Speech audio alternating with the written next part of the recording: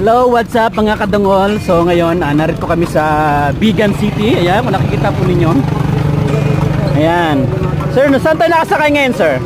Sa isang memorable at veritable kalesa. Ito ba yung first time mo na nakasakay dito? Honestly, yes.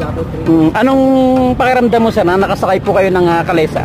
Para kung malalagyan. Ayan, ang ganda po niyan. Ayan. Wow, ang ganda. Oh. Yan. Juan Ilocos. Doon daw, sir, pwede ka dyan, no? Kaya mamaya. Ano, Juan Ilocos. Ayan. Ito yung munisipyo po nila. Ito yung capital ng Vigan, mga kadungol. Magkatabi lang, capital, pero munisipyo. Yes, magkatabi lang po yan.